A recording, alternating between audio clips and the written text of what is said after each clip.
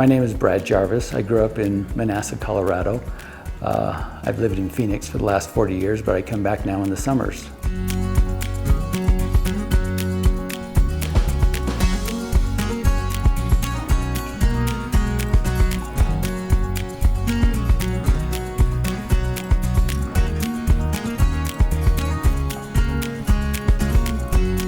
The Denver and Rio Grande Railroad was incorporated by William Jackson Palmer in Denver in 1870. They started laying track south from Denver in 1871, and they reached the Rio Grande in Alamosa in the San Luis Valley in 1878. So by that time, they'd achieved their name, the Denver and Rio Grande Railroad. They'd also run into some financial and some legal problems. They were in a lawsuit with the Atchison, Topeka, and the Santa Fe Railroad. The crux of the legal problem was they both wanted to go over Raton Pass, and they both wanted to go over through the Royal Gorge. Well, that was finally settled in 1879, and the Denver and Rio Grande was able to go through the Royal Gorge, and the Atchison, Topeka, and Santa Fe was able to go over the Raton Pass. After the lawsuit with the Atchison, Topeka, and Santa Fe was resolved, the Denver and Rio Grande was able to go west over the Royal Gorge, and the Atchison, Topeka, and Santa Fe was able to go on into Santa Fe. And the Denver and Rio Grande couldn't go any further south than Espanola. By then, the silver had been discovered in Silverton, and the emphasis shifted west. Instead of going south, they shifted west. And so thus they wanted to find a route to Durango and Silverton. There were actually several routes that were being considered to get to Durango and Silverton. Two of them went west, nearly west from Alamosa, over the mountains that way. But the ultimate route that they chose was the one that goes south to Antonito and over Cumbres Pass. By the 1960s, the railroad was not being profitable, and the railroad petitioned to abandon the railroad. And it was then that the states of New Mexico and Colorado stepped up and bought the railroad and created the Cumberson-Toltec Scenic Railroad that we have today. And it's quite a gem that we have in the valley.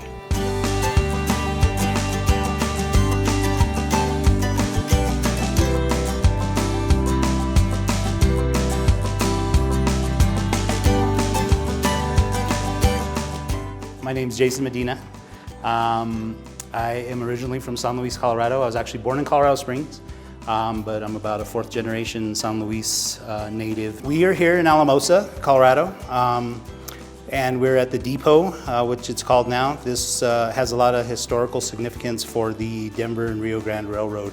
This part of it was originally built in 1908. In 1907, there was actually a building that was here, and it was part of the original depot, but it burned down, and so that's why this particular building was built in 1908.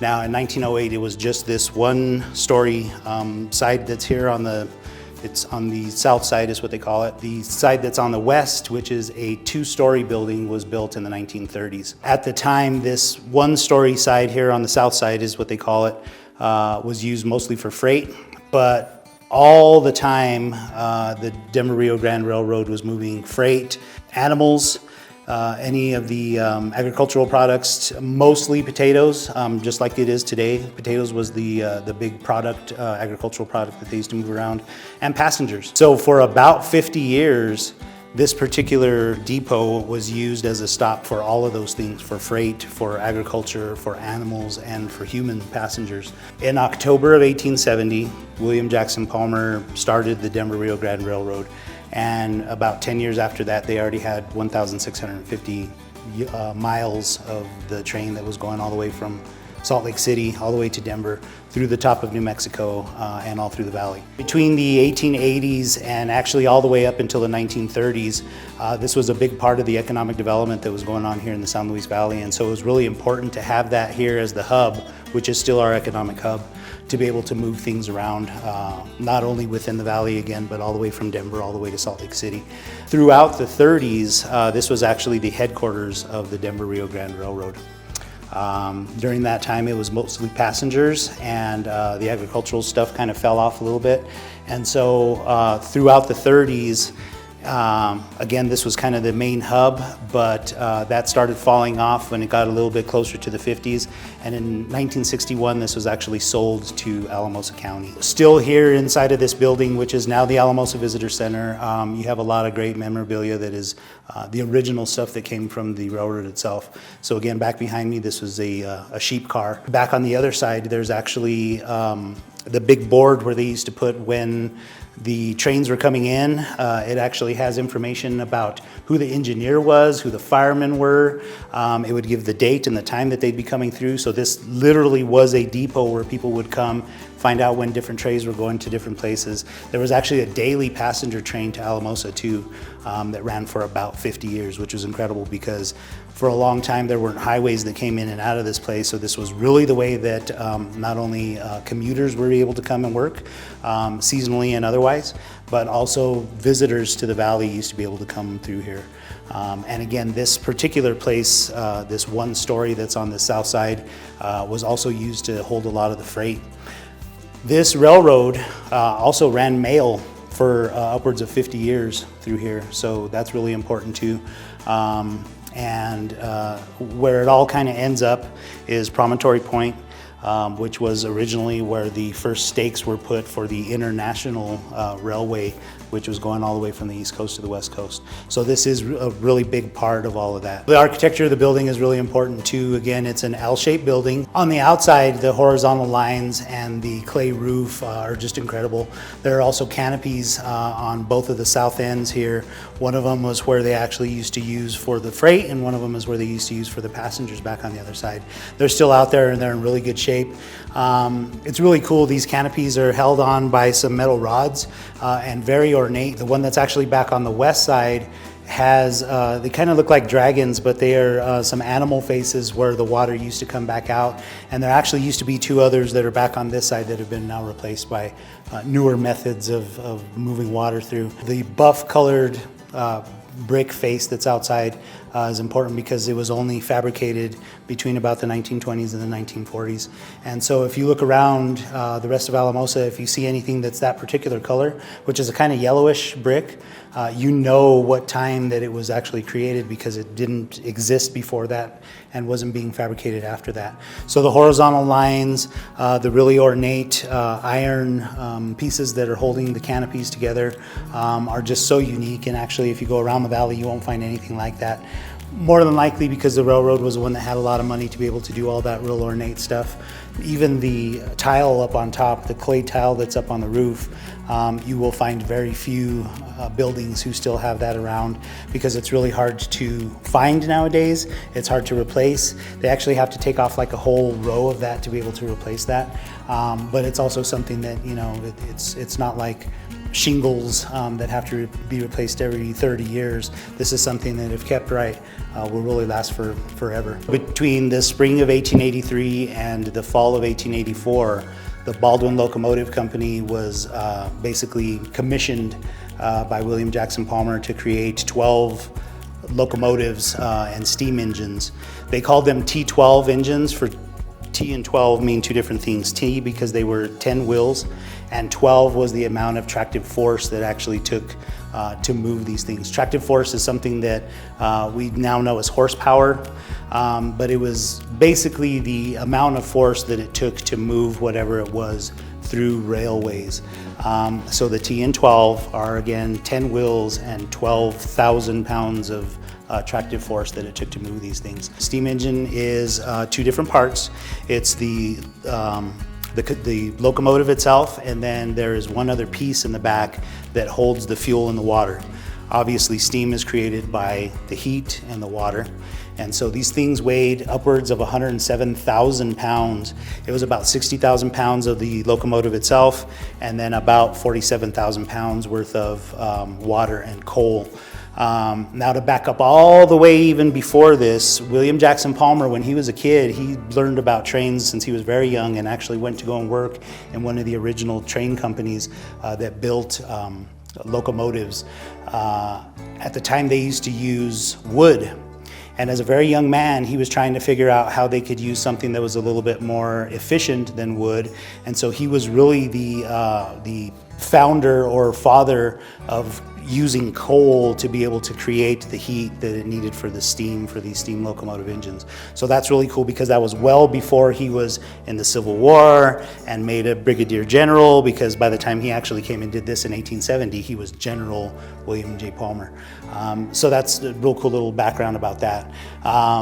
So again, between 1883 and 1884, they were commissioned to make 12 engines, and they were actually between the numbers 166 and 177.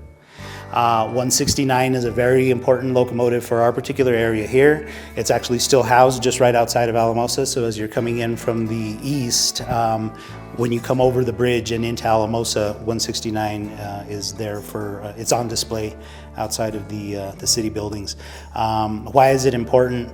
That was the particular one that was based on the three stations, again, 1, 3, and 4, which were from Denver through Salida and into Alamosa.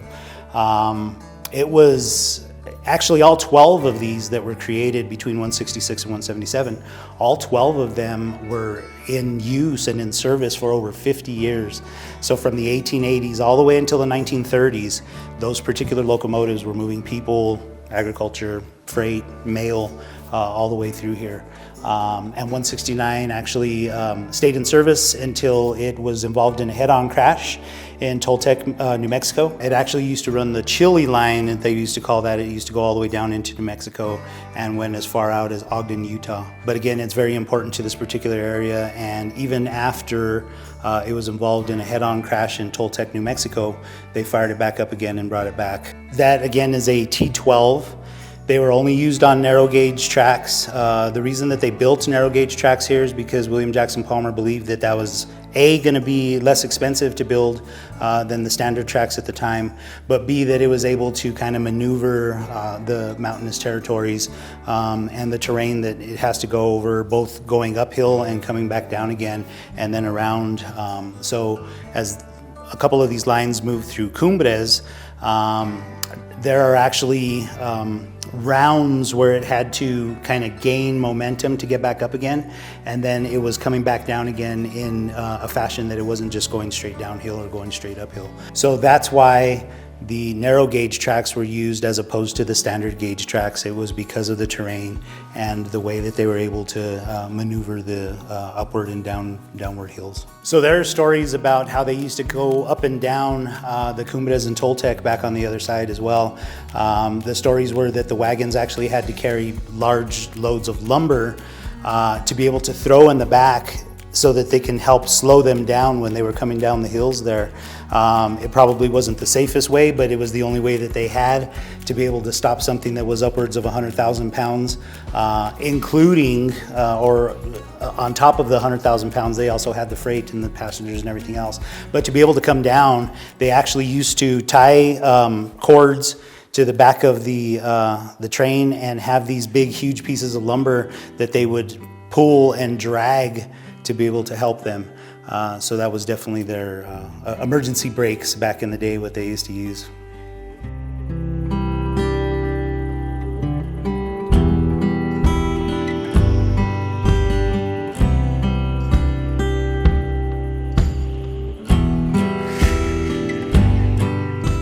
My name is Lawrence Pacheco, here at the Rattlesnake Trestle in Blanca, Colorado. The Rattlesnake Trestle was actually built in 1910 by the San Luis Valley Southern Railroad to span Rattlesnake Canyon.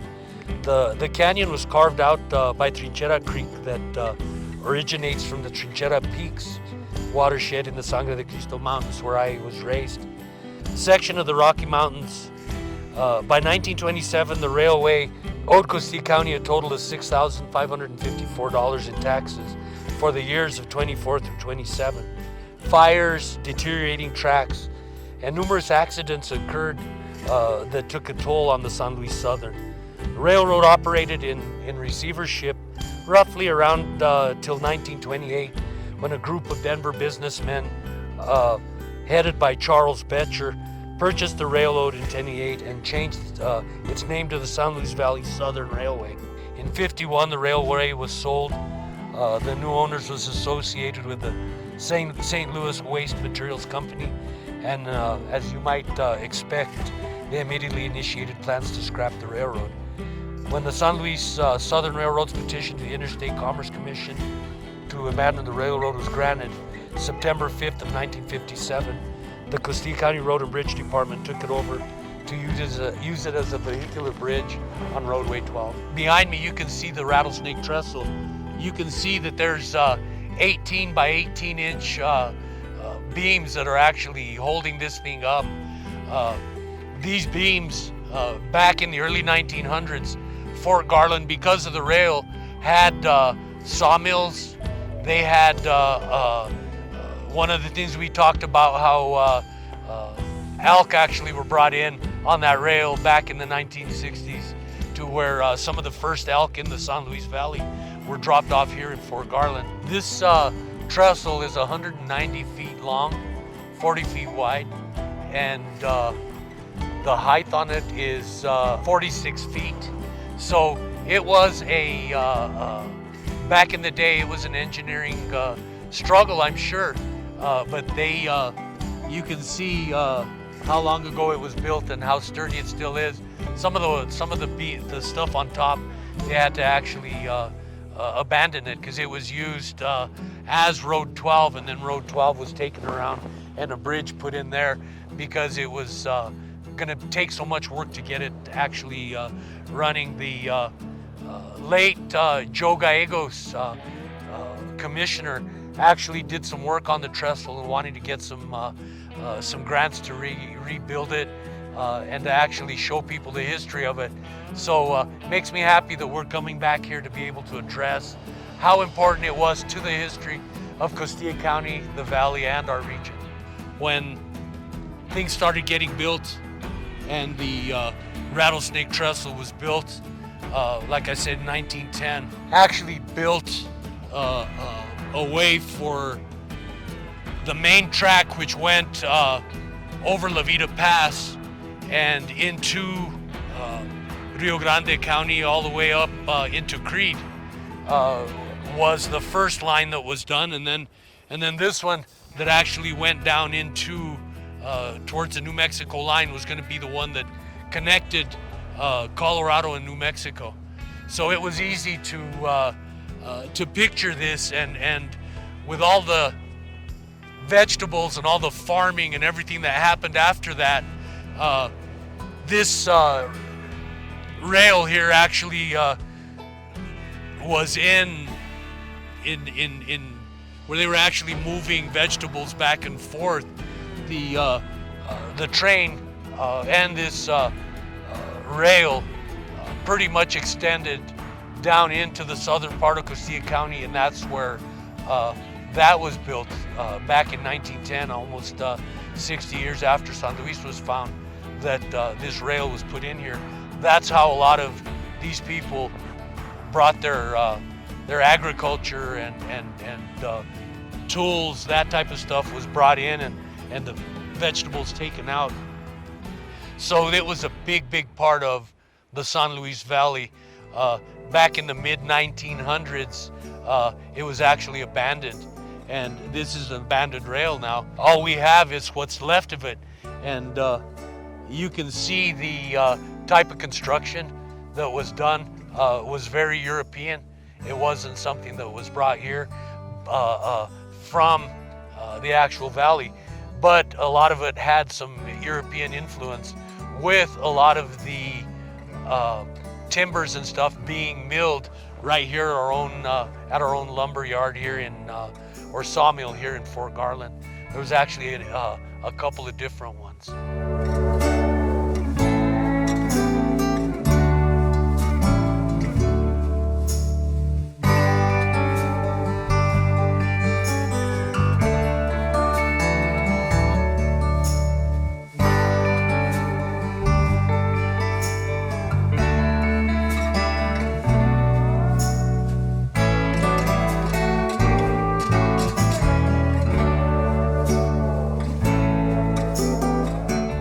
My name is Carlos Llamas.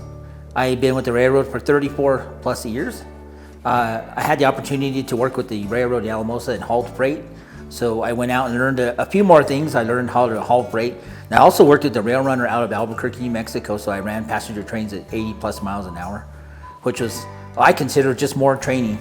And then I was invited to come back because places like this are becoming, it's hard to find people that are qualified to do this kind of job. So I was asked to come back, and I did. I took the opportunity to come back.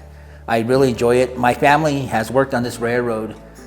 We have 4 generations here, and I have 3 generations on the Santa Fe out of Gallup, New Mexico. Locomotive 484 is a K36 locomotive. Basically, it's a class of locomotive and how much it can pull, how powerful it is. It was built in 1925. There were 10 of them delivered to the Denver and Rio Grande, and amazingly, this is really, really amazing, 9 of the 10 locomotives survived.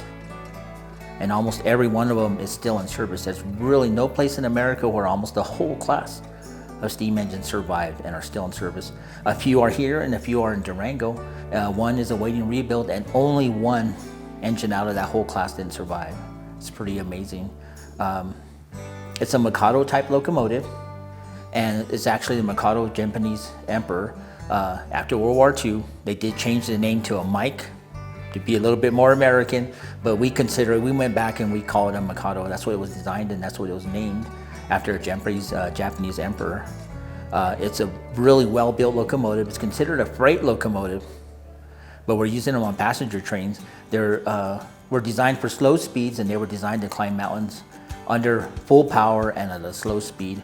But now we're using them in passenger train service, and amazingly, as of now, they have been in passenger service longer on the tourist railroad than they were in freight service for their original railroad.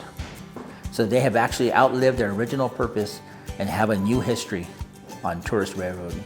They're still burning coal. We're still running them historically accurate. The only changes we have made is we added a modern day radio system and GPS transponders. But other than that, they are basically accurate to about 1929. So when you step up and see them, that's history, that's American history, 1929, looking right back at you. They're beautiful locomotives. They're made really well. They're really comfortable. Some people consider them some of the best steam locomotives ever made. The 463 locomotive is a smaller class of locomotive. There was 15 of them built. It was from numbers 450 to 464. They originally were delivered to the Denver Rio Grande in 1925. They didn't work very well when they first got here. They had some changes made to them. They didn't work out. They had to go back to the dealership kind of, but a few of them have survived, and actually only 2 have survived. We have one, and the 464 survives in Michigan on a tourist railroad. They were designed for freight service, been running over the Denver Rio Grande narrow gauge system their entire lives.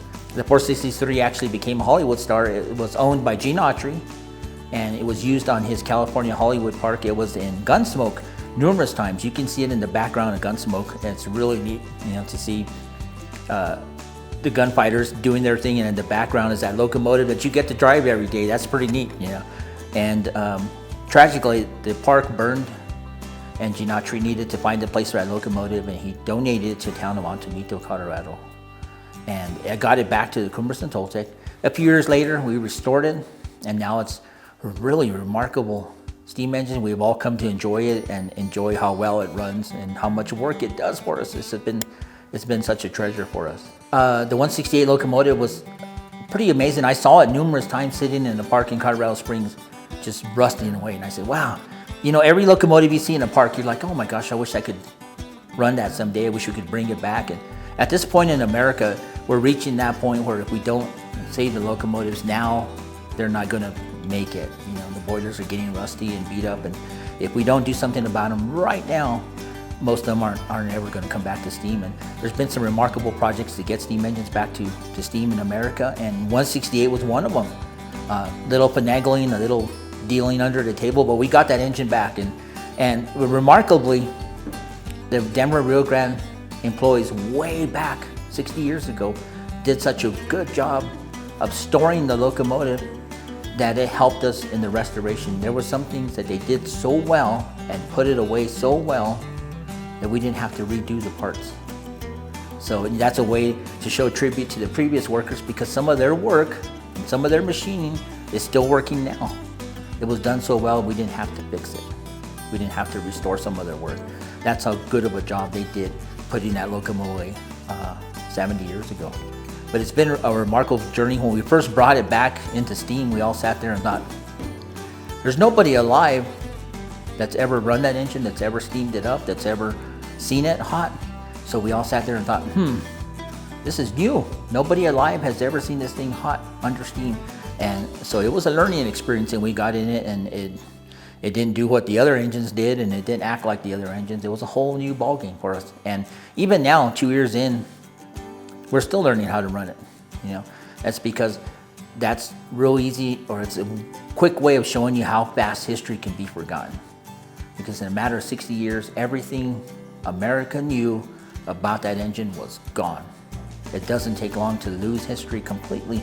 And we did, and we brought that steam engine back, but there was so much knowledge about how to do this and how to do that that was lost. You know, and it shows you how valuable what we do is, because in a matter of 60 years, every bit of knowledge that we knew about that engine, everything that had been done to that engine, every mechanic shortcut, every machining tip, every tip on how to fire it, how to run it, everything was lost. You know, and it shows you how fast we can lose history if we don't preserve it. And bringing that engine back was a thrill.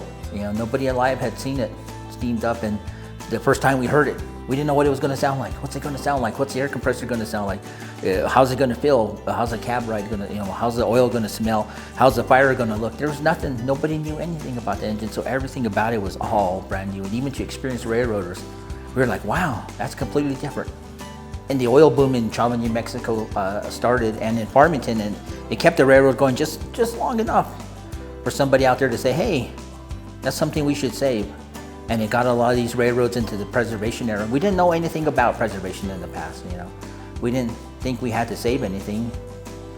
We always thought that the new thing was the better thing, and thank God we got to a point where preservation became popular, and this whole railroad got saved for just a minuscule amount of money. And that's what got it into the preservation era. There was a lot of points in America where a railroad got really close and didn't make it, and now they're just a remnant or a caboose here and a caboose there in a parking lot. That's not enough. You know, that wasn't enough to preserve American history, and places like this have just tremendous wealth of equipment and history. And I'm just glad that I'm here, because this is truly an amazing place, a living history museum, and we saved it and we can share it. And most of our passengers would never have seen a steam engine if it wasn't for this place, you know. And that brings the past into the future. And with the modern techniques and mechanical techniques, we can show these engines can continue to run for years to come. And we can do things to preserve the history and preserve the forest and not cause any pollution. We can prove to America that this is a viable way to preserve things and to keep them running. And we're getting there. It took some time, but we're getting there. And now we're introducing a new generation. And we're trying to get steam engines to be viral, because they can be. We just got to get people interested in them, and they'll see how valuable America is in the history it had. I would just wish that the people of the San Luis Valley would always appreciate the railroad, because it's been a very important part of our history when it was the Denver and Rio Grande, and even today as the Conversion Toll Tag. It's a very valuable resource that we have in this area. It brings tourists in, and it goes over a beautiful part of the country. And people who ride the train are very impressed with the beauty that we have here in the San Luis Valley and in the mountains of the San Juans.